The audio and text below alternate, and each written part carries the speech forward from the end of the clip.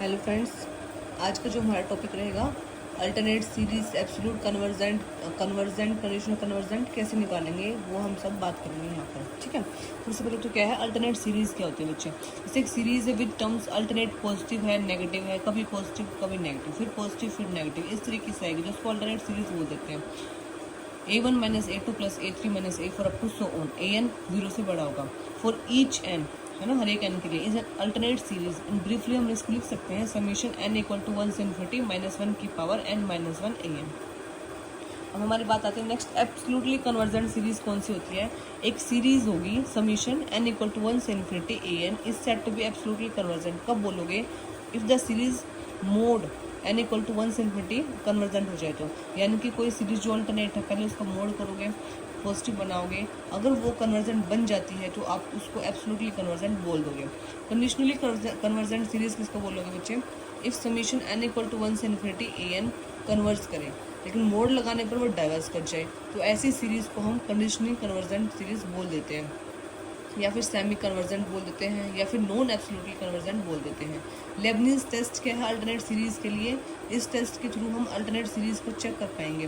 That alternate series summation n equal to 1 से infinity an अगर आपको दे रखा है, सीरीज को ओपन कर दिया गया है, ठीक है,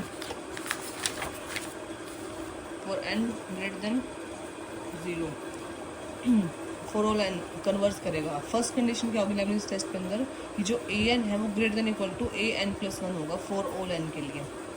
सेकंड कंडीशन क्या होगी? Limit n tends to infinity an equal to 0 होना चाहिए, यानी कि अगर सिंपली बोला जाए तो जो हमारी सीक्वेंस है वो क्या होगी? डिक्रीजिंग बनेगी, और लिमिट जब उस पर लगाओगे तो वो 0 बननी चाहिए।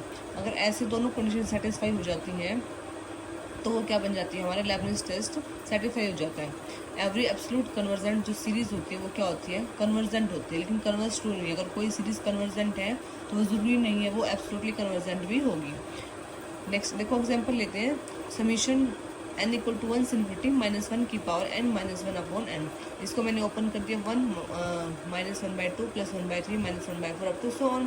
तो an को अगर मैं लिखूँ तो 1/n की फॉर्म में आ रहा है वो, है ना। अब an देखो 0 से बड़ा है सभी वैल्यूज़ के लिए, 1/n लिया और 1/n प्लस 1 लिया। इसको चेक करेंगे कि डिक्रीजिंग है या नहीं है, ठीक है।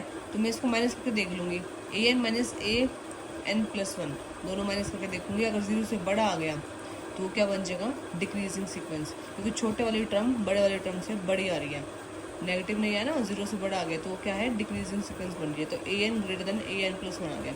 अब लिमिट लगा के देखेंगे, limit n tends to infinity an 1/n पे लगाओगे तो 0 बन जाएगा। तो लेबनीज टेस्ट से क्या हो गया? ये वाली सीक्वेंस तो हो गई सीरीज n इक्वल टू 1 से इन्फिनिटी माइनस 1 की power n minus 1 upon n, तो कन्वर्स कर गई। लेकिन जब इसका मोड करोगे तो 1/n आएगा, और 1/n हमें पता है क्या होता है? डाइवर्जेंट होता है। तो लेबनीज टेस्ट से कन्वर्जेंट तो हो गई, बट 1/n अगर आपने जब किया तो क्या बन गया? डाइवर्जेंट। तो ये कैसी बनेगी? कंडीशनली कन्वर्जेंट बनेगी, एब्सोल्युटली कन्वर्जेंट नहीं बनेगी। इस तरीके से हम क्वेश्चंस में चेक करेंगे कि वो एब्सोल्युटली कन्वर्जेंट है या फिर कंडीशनली कन्वर्जेंट है। Thank you.